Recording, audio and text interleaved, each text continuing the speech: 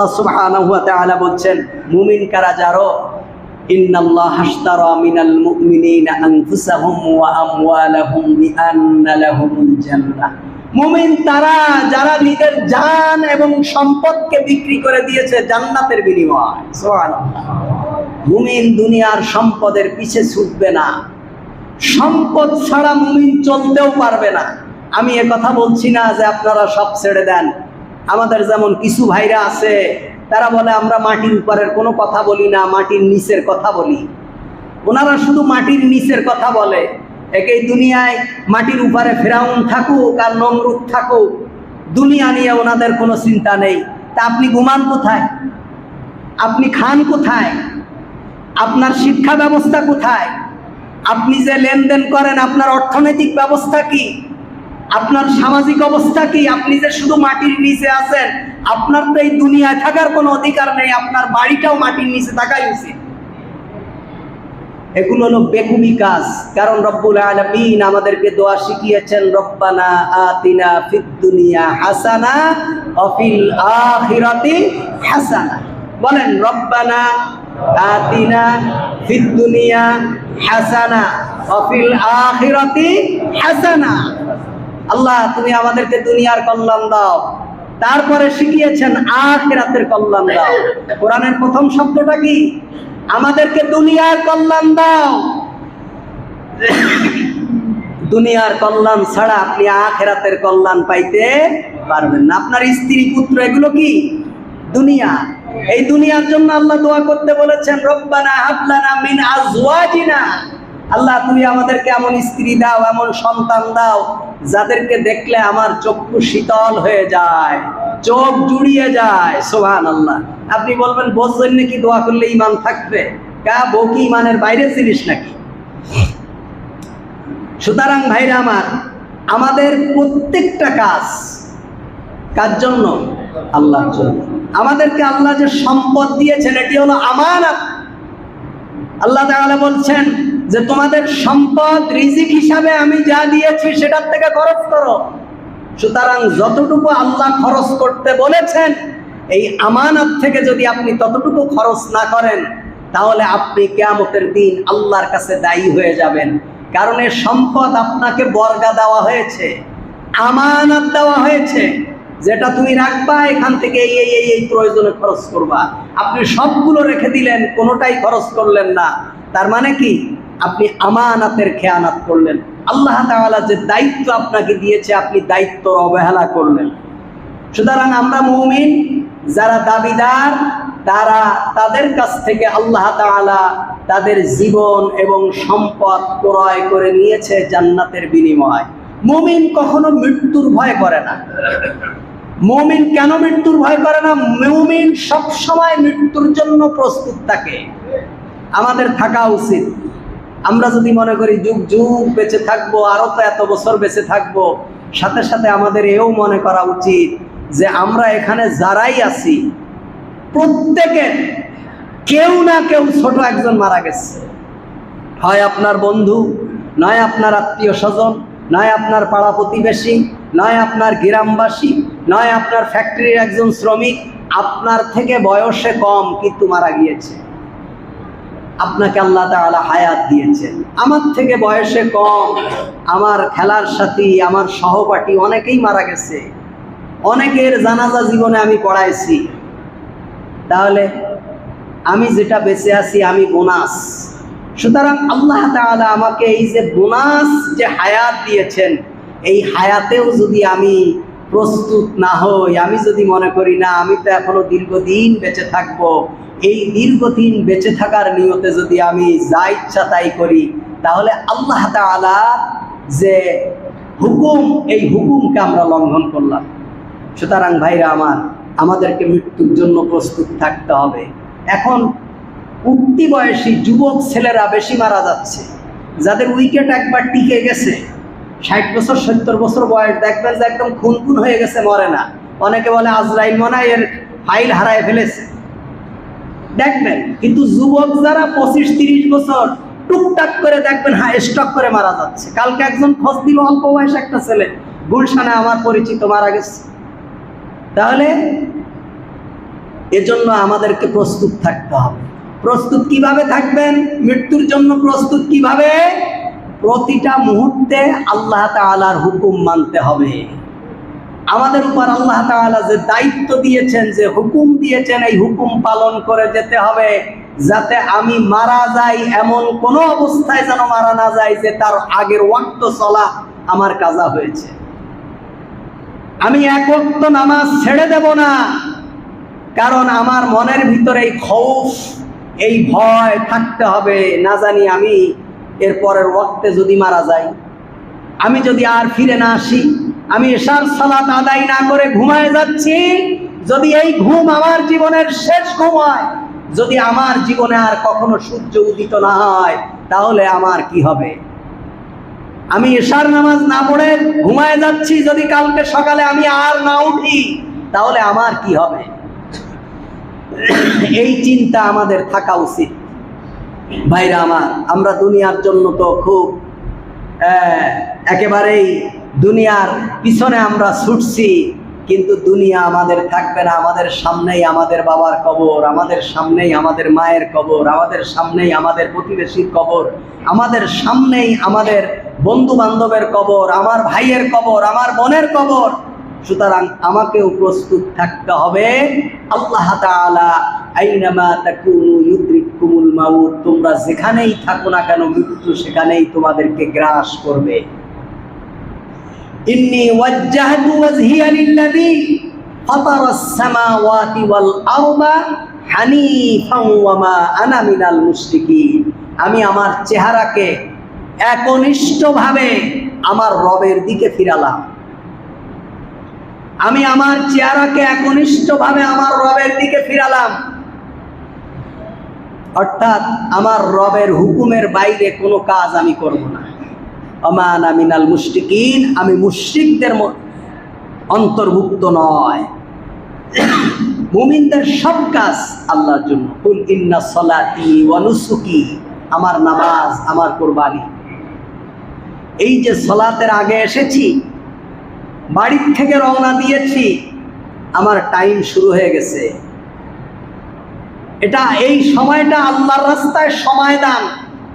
আমি বাড়ি থেকে নামাজের জন্য বের হওয়ার জন্য প্রস্তুতি নিচ্ছি, জামা গায়ে দিচ্ছি, টুপি মাথায় দিচ্ছি, গোসল করছি, তখন থেকে আমার সময়টা কাউন্ট হচ্ছে। এই সময়টা আল্লাহর জন্য কোরবানি হচ্ছে। সুবহানাল্লাহ। সুতরাং আমরা যেই সময়টা আল্লাহর জন্য কোরবানি, আমরা যে পড়াশোনা করছি, যদি কোনো নাস্তিকতা চর্চা না করি, যদি কোনো বামপন্থী চর্চা না করি, তাহলে আমাদের এই পড়াশোনাটা এটা আমাদের কোরবানি। এই সময়টা আমাদের কি কোরবানি। শুধু পশু কোরবানি এটাই কোরবানি না, বরং প্রত্যেকটা কাজ, প্রত্যেকটা সময় যেটা আল্লাহর জন্য হবে, সেই সময় সেই কাজ আল্লাহর জন্যই কোরবানি। অনুসুকি ওমাহিয়া, আমার বেঁচে থাকা আল্লাহর জন্য। আমার বেঁচে থাকা কার জন্য? আল্লাহর জন্য। আল্লাহর হুকুম পালন করার জন্যই আমার বেঁচে থাকা। এজন্য রাসূল করিম সাল্লাল্লাহু আলাইহি ওয়াসাল্লাম মৃত্যু কামনা করতে নিষেধ করেছেন। মানুষ তো একটু দুঃখে থাকলেই বলে, আল্লাহ তুমি আমারে দুনিয়ার থেকে নিয়ে নাও, তুমি আমারে দুনিয়ার থেকে নিয়ে নাও। এই কথাটা বেশি মেয়েরা বলে, এটা আমারে দুনিয়ার থেকে তুমি উঠায় নাও, এটা হারাম কবিরা গুনাহের শামিল। বরং আল্লাহ রসুল বলেছেন, আল্লাহ তুমি আমাকে হায়াত দান করো, আমাকে নেক হায়াত দান করো, যাতে তোমার বেশি বেশি আমি জিকির করতে পারি। হায়াত চাইতে হবে, তোমার বেশি বেশি ইবাদত করতে পারি। আল্লাহ বলছেন, হাক্কা তুকাতিহি ওয়ালা তামুতুন্না ইল্লা ওয়া আনতুম মুসলিমুন, তোমরা মুসলমান না হয়ে মরবে না। এই কারণে আল্লাহ তুমি আমাকে এমন হায়াত দাও যাতে আমি পরিপূর্ণ মুসলমান হয়ে যেতে পারি। আল্লাহ তুমি আমাকে পরিপূর্ণ মুসলমান না বানায় তুমি আমাকে কবরে নিও না। আল্লাহ তুমি আমার হায়াতের জীবনে বরকত দিয়ে দাও, যাতে এই বরকতে, এই হায়াতে আমি তোমার সন্তুষ্টি অর্জন করতে পারি। এজন্য দুনিয়ার কোনো ফিতনা ফাসাদের কারণে মৃত্যু কামনা করা যাবে না, বরং নবী করিম সাল্লাল্লাহু আলাইহি ওয়াসাল্লাম আল্লাহর কাছে বেঁচে থাকার জন্য দোয়া করতে শিখিয়েছেন। এবং এই বেঁচে থাকাটা আমাদের কার জন্য? আল্লাহ তাআলার সন্তুষ্টির জন্য, এই বেঁচে থাকা দুনিয়ার জন্য না। অমামাতি, এবং আমার মৃত্যুটাও কার জন্য? আল্লাহ তাআলার জন্য। তাহলে আমাদের নামাজ, আমাদের কুরবানি, আমাদের জীবন এবং আমাদের মৃত্যু কার জন্য? আল্লাহ সুবহানাহু ওয়া তাআলার জন্য। আল্লাহ তাআলা যদি চান, আল্লাহ তাআলার যদি কখনো হুকুম হয়, আল্লাহ তাআলা যদি তার দ্বীনের জন্য, তার সন্তুষ্টির জন্য যদি আমার জীবনকে চান, তাহলে জীবন দিয়ে দিতে হবে। আল্লাহ রাসূল সাল্লাল্লাহু আলাইহি ওয়াসাল্লাম, হযরত ওমর রাদিয়াল্লাহু তাআলা আনহু দোয়া করতেন, আল্লাহুম্মা, আল্লাহ রাসূল সাল্লাল্লাহু আলাইহি ওয়াসাল্লাম দোয়া, হযরত ওমর রাদিয়াল্লাহু তাআলা আনহু দোয়া করতেন, আল্লাহুম্মা রযুকনা শাহাদাতান ফি সাবিলিক।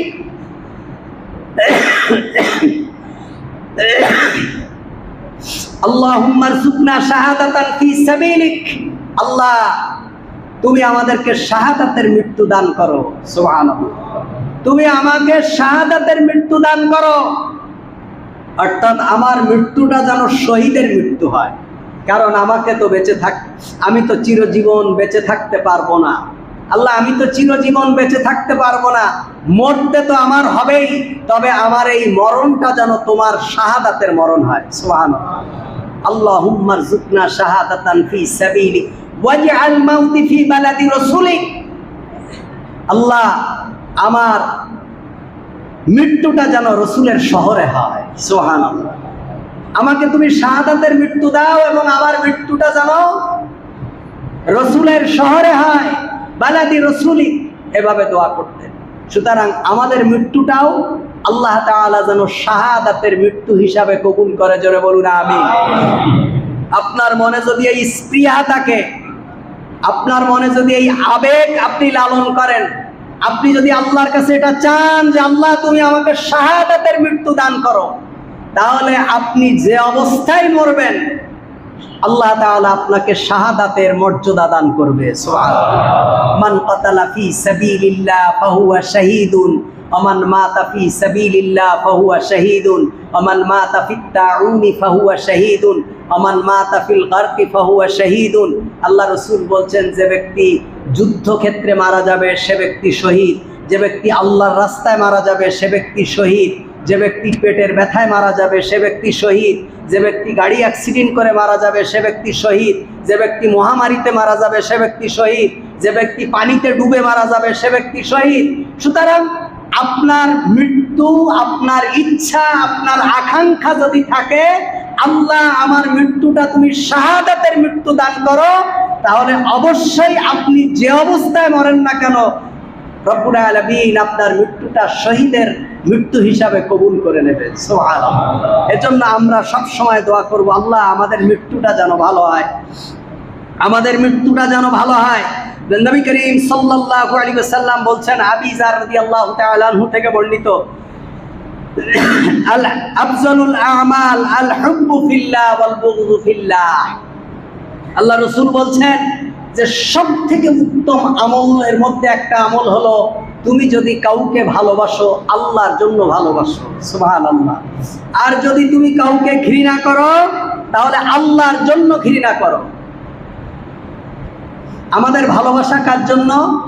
আল্লাহর জন্য। আল্লাহর জন্য কাদেরকে ভালোবাসবেন? আল্লাহর জন্য কি মদদিকে ভালোবাসা যাবে? কেউ যদি কোনো মদখোরকে আল্লাহর জন্য ভালোবাসে সেটা কি জায়েজ হবে? কোনো হারামখোরকে আল্লাহর জন্য ভালোবাসা যাবে? কোনো আল্লাহ এবং তার রাসূলের দুশমনকে আল্লাহর জন্য ভালোবাসা যাবে? কোনো স্বৈরাচারকে আল্লাহর জন্য ভালোবাসা যাবে? ফিরাউনকে আল্লাহর জন্য ভালোবাসা যাবে না।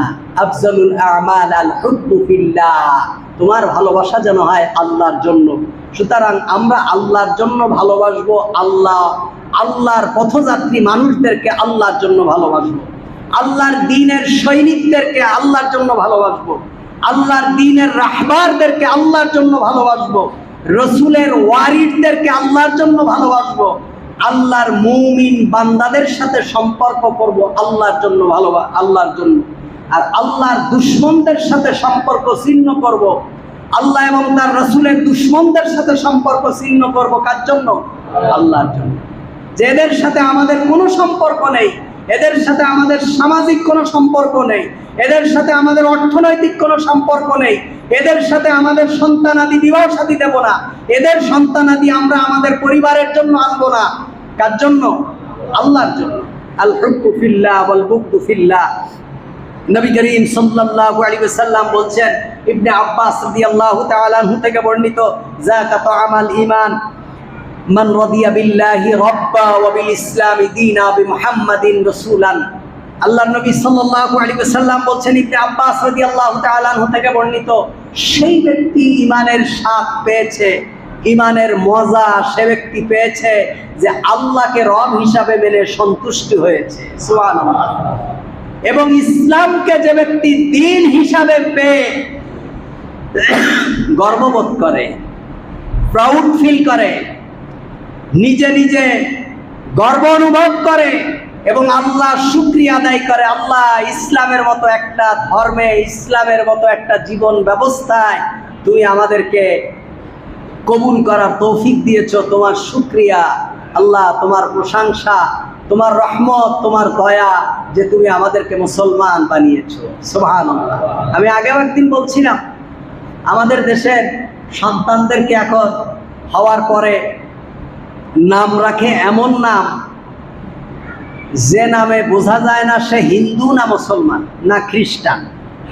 নামের শুরুতে মোহাম্মদ নেই, শেষেও ইসলামের কিছু নেই, এমন ছোট ছোট নাম রাখে যেটা বোঝার কোনো ক্ষমতা নেই যেটা মুসলিম না অমুসলিম। কেন? এদের পাসপোর্টও তৈরি করে ওইভাবে যাতে এই সন্তানরা বিদেশে পড়াশুনো করবে, যাতে বোঝা না যায় যে ব্যক্তি কোন ধর্মের মানুষ। নাম শুনে বোঝার কোনো উপায় নেই। যে ব্যক্তি তার সন্তানের নাম রাখে এই নিয়তে যে সে ব্যক্তি আমার সন্তান ইংলিশ মিডিয়ামে পড়াশুনো করবে, বিদেশে পড়াশুনো করবে, মানুষ যাতে বুঝতে না পারে যে এ কি মুসলমান না হিন্দু, এই নিয়ত যার হয় তার সন্তান কি কখনো আল্লাহওয়ালা হতে পারে? আল্লাহওয়ালা হতে পারে? আমি একটা আয়াত পড়ছিলাম সেদিন মুতাআলা করতে করতে, আল্লাহ তাআলা বলছেন কিয়ামতের দিন সন্তানরা বলবে, ওয়া আতিহিম জিআফাইনি মিনাল আযাব ওয়া লাআনহুম লা'নান কাবীরা। সন্তানরা বলবে যে আল্লাহ, ওই যে হাজী সাহেব উনি কোথায় যাচ্ছে? তা বলবে বেহেশত যাচ্ছে, উনি তো সারা জীবন ভালো মন্দ কাজ করেছে, দান সদকা করেছে, ওনারে বেহেশতের টিকিট দেওয়া হলো। আর উনি তা বলছে উনিও জান্নাতে, তা আমি কোথায় যাচ্ছি? তা তুমি তো জাহান্নামে। ওয়াতিহিম জিআফাইনি মিনাল আযাব, বলবে আল্লাহ ওদের সার্টিফিকেট ক্যান্সেল করো, ওদেরকে ডবল আযাব দাও, আমাকে তো সিঙ্গেল দিয়েছো, ওদেরকে ডবল দাও। ওয়ালআনহুম লা'নান কাবীরা, এবং তাদের উপরে তোমার গজব, মহা গজব অবতীর্ণ করো। কারণ কি? নিজে দিন শিখেছে, দিন মেনেছে, কিন্তু আমরা তাদের অধীনস্থ ছিলাম, আমরা তাদের সন্তান ছিলাম, আমাদেরকে দিন শিখায়নি, দিন মানতে আমাদেরকে উদ্বুদ্ধও করেনি, দিন মানার ক্ষেত্রে আমাদেরকে কোনো শক্তি প্রয়োগও করেনি। সুতরাং আমরা তো বুঝতাম না। আজকে আমরা জাহান্নামে যাচ্ছি, আমাদের মুরব্বিয়ানে একরাম জান্নাতে যাবে, এটা হতে পারে না। ওয়াতিহিম জিআফাইনি মিনাল আযাব, তাদের আযাবকে দ্বিগুণ করে দাও।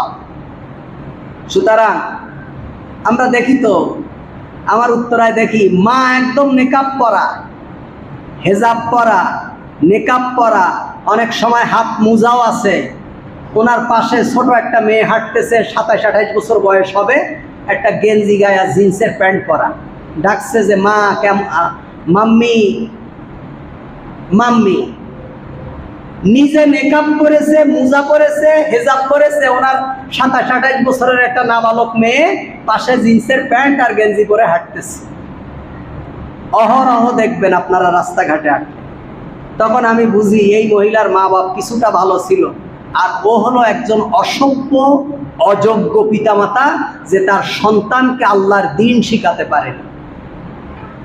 খবরদার, নিজে নিজে জান্নাতে যাবেন এ আশা করা যাবে না, একা একাই জান্নাতে যাবেন এ আশা করা যাবে না। সুতরাং ভাইরা আমার, আল্লাহ সুবহানাহু ওয়া তাআলা কে রব এবং ইসলামকে দিন এবং নবী মুহাম্মদ সাল্লাল্লাহু আলাইহি ওয়াসাল্লামকে নবী হিসাবে পেয়ে আমরা সন্তুষ্ট না অসন্তুষ্ট?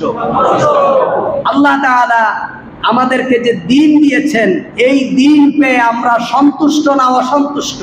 আমরা অসন্তুষ্ট, আমরা সন্তুষ্ট।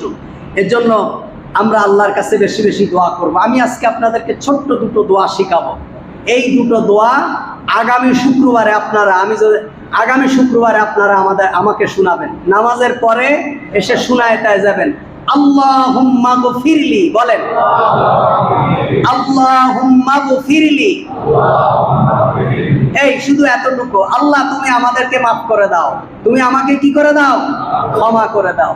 হাঁটতে, চলতে, উঠতে, বসতে যখন যে কাজ করবেন বলবেন আল্লাহুম্মা গফিরলি। কি বলবেন?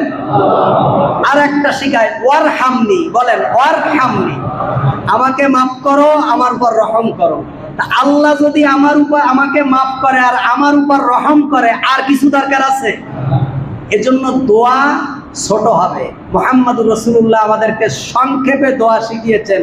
আমাদের দেশের হুজুররা যদি দোয়া ধরে রে ভাই, আর যার জন্য দোয়া করে উনি যদি একটু টাকাওয়ালা হয় অথবা মসজিদ কমিটির কেউ হয়, এমন দোয়া করে পিছনে মুসল্লিরা দৌড় মারতে পারলে বাসে, কিন্তু দৌড়ায় না, জিলাপি আছে তাই। আপনার বিশ্বাস আসছে না?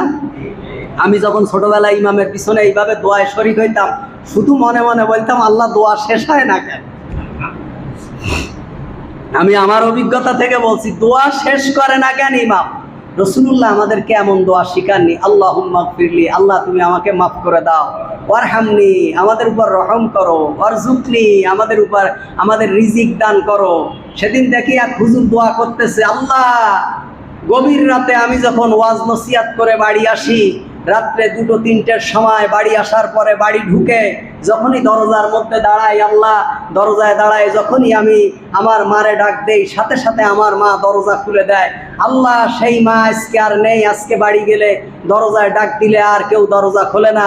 আল্লাহ সেই মারে তুমি জান্নাত নসিব করে দাও।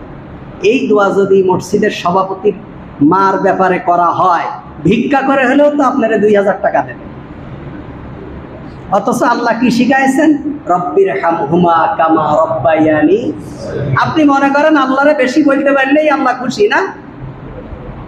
আল্লাহরে যত বলবেন তত খুশি। আল্লাহ রাসূল সাল্লাল্লাহু আলাইহি ওয়াসাল্লাম স্বল্প শব্দে বেশি অর্থ বুঝাইছেন। স্বল্প শব্দে আল্লাহ শিখিয়েছেন রব্বির হামহুমা কামা রব্বায়ানি সগীর। এই শব্দের ব্যাখ্যায় আপনি যদি দোয়া করতে চান, তাহলে মাকে জোহরের সময় দোয়া করলে মুয়াজ্জিন আসরের আজান দেবে, আর আপনার মনে হবে এখনো মনে হয় দোয়া চলছে। এজন্য কয়টা শিখালাম? আল্লাহুম্মা গফিরলি, বলেন ওয়ারহামনি, আল্লাহুম্মা গফিরলি ওয়ারহামনি। এই দুটো শব্দ শিখবেন, আর রাস্তা ঘাটে চলতে ফিরতে, উঠতে বসতে, ঘুমাতে, ঘুম থেকে উঠে দোয়া এই দুটো শব্দ বলবেন। ওযু থাকুক আর নাই থাকুক, গোসল ফরজ হোক আর ফরজ না হোক, যে কোনো অবস্থায় এই দুটো শব্দ বলা যাবে। আল্লাহুম্মা গফিরলি ওয়ারহামনি, আল্লাহ তুমি আমাদেরকে মাফ করে দাও এবং আমাদের উপর রহম করো। আল্লাহ রাসূল সাল্লাল্লাহু আলাইহি ওয়াসাল্লাম বলছেন, সালাসুন মান কুন্না ফিহিন্না ওয়াজাদা বিহিন্না হালাওয়াতাল ঈমান, মান কানা আল্লাহু ওয়া রাসূলুহু আহাব্বা ইলাইহি মিম্মা সাওয়াহুমা। ইমানের স্বাদ পেয়েছে 3 ব্যক্তি। যে ব্যক্তি 1 নম্বর হলো আল্লাহ এবং তার রাসূলকে সব থেকে বেশি ভালোবাসে। আল্লাহ এবং তার রাসূলকে সব থেকে বেশি ভালোবাসে। সুতরাং আল্লাহ এবং তার রাসূলকে আপনি মুখে মুখে সব থেকে বেশি ভালোবাসলে হবে না। রাসূলকে ভালোবেসে জিলাপি খাইলে হবে না। রাসূলকে ভালোবেসে মিলাদ পড়লে হবে না। আল্লাহ এবং তার রাসূলকে সব থেকে ভালোবাসা মানে আল্লাহ যা বলেছেন আর রাসূল যা করেছেন এগুলোকে মেনে নাও। আল্লাহ এবং তার রাসূলকে সব থেকে বেশি ভালোবাসা মানে আল্লাহ এবং তার রাসূল আপনাকে যা নিষেধ করেছেন সেগুলো ছেড়ে দেওয়া। আল্লাহ এবং তার রাসূল সাল্লাল্লাহু আলাইহি ওয়াসাল্লামের হুকুম বিবর্জিত কাজ যেখানে হয় সে জায়গাকে পরিত্যাগ করা। যেই মজলিসে আল্লাহ এবং তার রাসূলের বিরোধিতা করা হয় সেই মজলিসে না বসা। যেই দলের ভিতরে আল্লাহ এবং তার রাসূলের বিরোধিতা করা হয় সেই দলের সাথে সম্পর্ক ছিন্ন করা। কারণ কি, আপনি দোয়া কুনুতে কি বলছেন? আপনি দোয়া কুনুতে বলছেন আল্লাহুম্মা ইন্না নাস্তাঈনুকা ওয়া নাস্তাগফিরুকা ওয়া নু'মিনু বিকা ওয়া নাতাওয়াক্কালু আলাইক ওয়া নুসনি আলাইকাল খায়র ওয়া নাশকুরুকা ওয়া লা নাকফুরুকা ওয়া নাখলাউ ওয়া নাতরুকু মান ইয়াফজুরুকা। যারা আপনার বিরোধিতা করে, যারা সীমা লঙ্ঘন করে, যারা আপনার হুকুমের গোলামি করে না, তাদের সাথে আমি সমস্ত সম্পর্ক ছিন্ন করে দিলাম। সুতরাং আপনি যদি একজন নামাজি হন, আপনি যদি একজন মুমিন হন, আপনার মেয়ে বিবাহের ক্ষেত্রে একজন মুমিনকে অগ্রাধিকার দিতে হবে। আপনি কোনো হারামখোর, কোনো সুদি কারবারি, কোনো ব্যবসায়ী এদের সাথে আপনি সম্পর্ক করতে পারবেন না, এটা হবে না। এখন সুদের ওয়াজ বন্ধ হয়ে গেছে কেন? আমাদের দেশের প্রধান তো এখন মোটামুটি সুদের উপরে ডক্টরের ডিগ্রি পেয়ে গেছে। এই জন্য মাওলানারাও সুদের ওয়াজ বন্ধ। অনেক মাওলানা দেখি ইউনূসের খুব প্রশংসা করছে। যে ব্যক্তি সুদ খায় সে ব্যক্তি প্রতি মুহূর্তে নিজের মায়ের সাথে ব্যভিচারী করে। নাউজুবিল্লাহ বলবেন না? সুতরাং আপনি গুটি আপনার দিকে গড়াচ্ছে বলে আপনি তার প্রশংসা করবেন, হোক সে সুদখোর, হোক সে মদদি, হোক সে হারামখোর, তাহলে মনে করতে হবে আপনি কামিল ইমানদার না। ইউনূস যাই করুক না কেন, সে যাই করুক, যদি সে ব্যক্তি সুদ থেকে ফিরে না আসে, সে যদি ইসলামকে, আল্লাহর হুকুমকে না মানে, তাহলে সারা দুনিয়ার মানুষ তার আনুগত্য করলেও আমি তার আনুগত্য করতে রাজি নেই। কারণ সে তো সুদখোর। তার কেন? এক মাওলানা দেখি নোয়াখালী এক মাওলানা ওয়াজ করছে যে এইরকম নেতা আমরা খুঁজে পাবো না, এরকম নেতা আর নেই। আমি পাইলে কানে একটা চটকনা দিয়ে বলতাম, তাহলে তুমি ওয়াজ করো কা? দেশের সর্বপ্রধান যে নেতা হয়েছে এর থেকে ভালো নেতা তো তুমি পাবা না। তার ওয়াজ করে লাভ কি? নেতা তো হয়েই গেছে। আউযুবিল্লাহি মিনাশ শাইতানির রাজিম। আল্লাহ আমাদেরকে হেফাজত করুন। সুতরাং ভাইরা আমার, জবানকে হেফাজত করা উচিত। কথা বলার ক্ষেত্রে মেপে মেপে কথা বলা উচিত। উনি দেশের প্রধান হয়েছে, উনি কিন্তু মুসলমানদের নেতা উনি হতে, কারণ মুসলমানদের নেতা হবে সেই ব্যক্তি, মুসলমানরা তার আনুগত্য করবে যে ব্যক্তি কোরআন এবং সুন্নাহকে ফলো করবে। কোরআন এবং সুন্নাহর বাইরে সে যাই করুক, ওটা আমাদের দেখার বিষয় না। সুতরাং আমাদের নেতা হবে মুমিন। আমাদের নেতা হবে কে? আমাদের নেতা কোনো মুমিনের নেতা, কোনো নামাজির নেতা, কোনো আল্লাহর বান্দার নেতা, কোনো সুদখোর, কোনো ঘুষখোর, কোনো মদদি, কোনো স্বৈরাচার, কোনো জালিম মুসলমান ইমানদারের নেতা হতে পারে না। আমরা তাদের প্রশংসা করব না। রাসূলুল্লাহ কোনো ফাসিকের প্রশংসা করতে নিষেধ করেছেন। আল্লাহ রাসূল বলছেন, বেদাতীদের যদি কেউ প্রশংসা করে আল্লাহ তাআলা আরশে আজিম কেঁপে ওঠে। সুতরাং আপনি কোনো বেদাতি, কোনো ফাসিকি, কোনো ফুজ্জার, কোনো আল্লাহর দুশমন, কোনো জালেম, কোনো স্বৈরাচার, এদের প্রশংসা করার অর্থই হলো আপনি তাদের কর্মকাণ্ডের সাথে নিজেকে একাত্মতা ঘোষণা করলেন। তার মানে আপনিও জালিমদের কাতারে শামিল হয়ে গেলেন। আল্লাহ তাআলা আমাদেরকে হেফাজত করুন। সুতরাং আমাদের সব কিছু হবে, আমাদের ভালোবাসা সব থেকে বেশি ভালোবাসবো আমরা কাদেরকে? আল্লাহ এবং তার রাসূল সাল্লাল্লাহু আলাইহি ওয়াসাল্লামকে। আমরা এমন মজলিসে বসবো যে মজলিসে আল্লাহ এবং তার রাসূলের কথা হয়। আমরা এমন মজলিসে বসবো যে মজলিসে আল্লাহ এবং তার রাসূলের কথা হয়।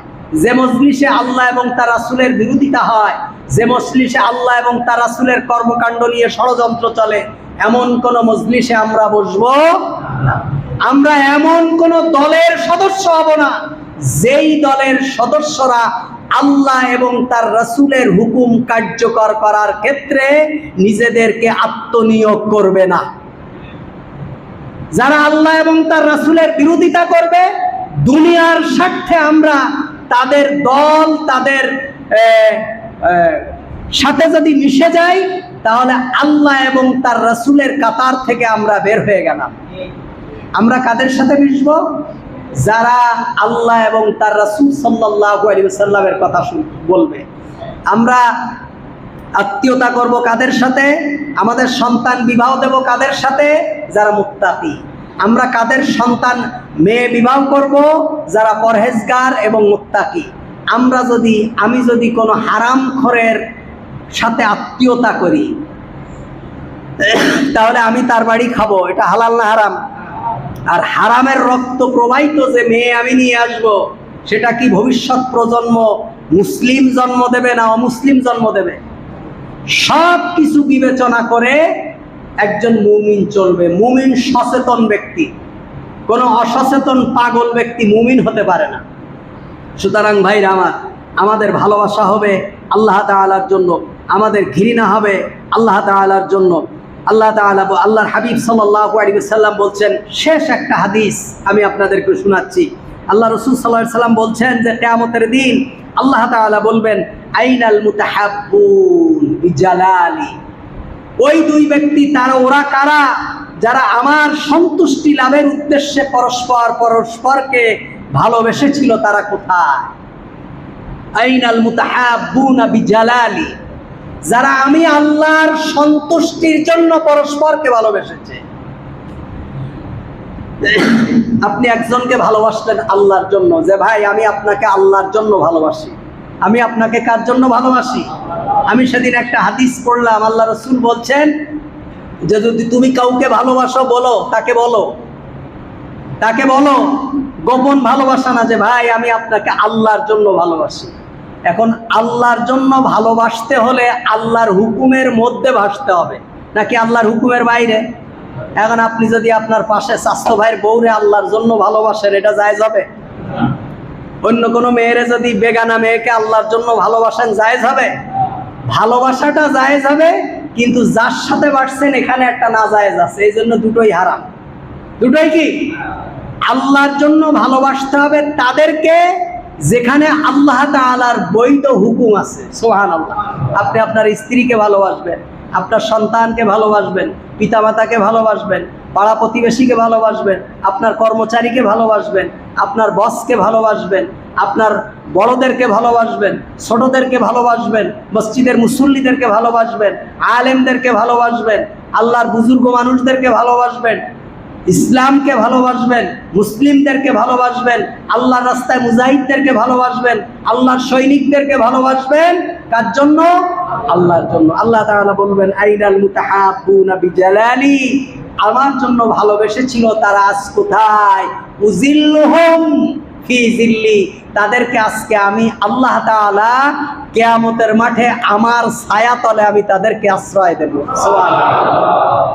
আল্লাহর জন্য যদি ভালোবাসেন, আল্লাহ তাআলা আল্লাহর ছায়াতলে আপনাদেরকে আশ্রয় দেবেন। আল্লাহ তাআলা বলছেন, ইয়াউমা লা জিল্লা ইল্লা জিল্লি। যেদিন আমার ছায়া ব্যতীত আর কোনো ছায়া থাকবে না। সুবহানাল্লাহ। সুতরাং আমরা পরস্পরকে ভালোবাসবো কার জন্য? আল্লাহর জন্য ভালোবাসবো। আমরা যদি কাউকে এক কাপ চা খাওয়াই, কার জন্য? আমরা যদি কোথাও 5 টাকা চাঁদা দেই, কার জন্য? আমরা যদি কাউকে কিছু দান করি, কার জন্য? আমরা যদি কারো কাছে কিছু দান করা থেকে বিরত থাকি, কার জন্য? আমরা যদি কাউকে কিছু না দেওয়া থেকে বিরত থাকি, কার জন্য? সব আল্লাহর জন্য। সুতরাং মুমিনের জীবনের প্রত্যেকটি কাজ উদ্দেশ্য হবে একটাই, যে আল্লাহ তাআলাকে ভালোবাসা, আল্লাহ তাআলার সন্তুষ্টি অর্জন করা। আল্লাহ, এইটা আমাদের নিয়তে থাকতে হবে যে আমরা আল্লাহর সন্তুষ্টি অর্জন করার জন্য। আমি একটা বর্ণনায় পড়েছি, সাহাবী বাজারে যাচ্ছে, রাসূলুল্লাহ জিজ্ঞেস করছে, তুমি কেন বাজারে যাচ্ছ? বলছি, ইয়া রাসূলুল্লাহ সাল্লাল্লাহু আলাইহি ওয়াসাল্লাম, আমি একটু সওয়াব কামাই করার জন্য বাজারে যাচ্ছি। অথচ আল্লাহ রাসূল বলছেন, যে আহাব্বুল বিলাদি ইলাল্লাহি মাসাজিদুহা ওয়া আবগাদুল বিলাদি ইলাল্লাহি আসওয়াকুহা ক্বালা নবী সাল্লাল্লাহু আলাইহি ওয়াসাল্লাম, আল্লাহর কাছে সবথেকে উত্তম জায়গা হলো মসজিদ আর সবথেকে নিকৃষ্ট জায়গা হলো বাজার। তো তুমি বাজারে যাচ্ছ কি সওয়াব কামাই করার জন্য? বসে ইয়া রাসূলুল্লাহ সাল্লাল্লাহু আলাইহি ওয়াসাল্লাম, বাজারে অনেক মানুষ থাকে, আমি বাজারে যেয়ে একটু মানুষদেরকে সালাম দিয়ে আসি। সুবহানাল্লাহ। বাজারে বেশি মানুষ থাকে, আমি একটু বাজারে যাচ্ছি যাতে বেশি মানুষ পাই আর সালাম দিয়ে কিছু সওয়াব কামাই করে নিয়ে আসতে পারি। সুতরাং আপনার প্রত্যেকটি কাজ নিয়ত হবে কার জন্য? আল্লাহ তাআলার জন্য। আমি আপনাদেরকে একটা আমল দিয়েছিলাম, সেটা হলো আমার যুবক ভাইয়েরা দাড়ি রাখতে চেয়েছে, হাত উঠাইছে। কয়জন সেই দিনের পর থেকে দাড়ি রেখেছেন একটু হাত উঠায় দেখান আল্লাহর জন্য। এবং যারা দাড়ি রেখেছেন তাদেরকে আমি তাফসীর দেব, তাফসীর আমার পক্ষ থেকে। দাড়ি যখন বড় হয়ে যাবে আমার সাথে সাক্ষাৎ করবেন। কয়জন? সেদিন তো একজন এসে বলল যে আমি দাড়ি রাখবো, তাহলে সেদিন কি হাত উঠালেন কারা কারা? আবার বলেন যে আমরা আজ থেকে আর দাড়ি কাটবো না, এমন কয়জন আছেন? হাত উঠান আল্লাহর জন্য, হাত উঠান। এই সব আলহামদুলিল্লাহ, আল্লাহ তাআলা যেন এদের সকলকে কিয়ামতের দিন নবী করিম সাল্লাল্লাহু আলাইহি ওয়াসাল্লামের সাথে জান্নাতে যাওয়ার তৌফিক দান করে। যারা দাড়ি কাটবেন না ওয়াদা করেছেন, এনাদের লিস্ট আমাকে দেবেন, আপনাদেরকে আমি তাফসীরের কোরআনের অনুবাদ দেব ইনশাআল্লাহ। রাজি আছেন তো? ইনশাআল্লাহ। কারা কারা দাড়ি রাখবেন হাত উঠাইছেন আমি চাই এদের আবার একটু দেখান, ক্যামেরায় রেকর্ড হচ্ছে। পরবর্তীতে বলবেন না আমি ক্যামেরার ফিল্ম টেনে টেনে দেখবো যে কারা কারা হাত উঠাইছে। আলহামদুলিল্লাহ, আল্লাহ তাআলা কবুল করুক, আমিন। ইনশাআল্লাহুল আজিজ আপনাদের নাম ঠিকানা আমাদের ইমাম সাহেবের কাছে দেবেন, আমি ইনশাআল্লাহ আপনাদের জন্য তাফসীরের ব্যবস্থা করব। আল্লাহ তাআলা আমাদেরকে তৌফিক দান করুক, আমিন। সুবহানাকাল্লাহুম্মা বিহামদিক আশহাদু আল্লা ইলাহা ইল্লা আনতা আস্তাগফিরুকা ওয়া আতুবু ইলাইহি।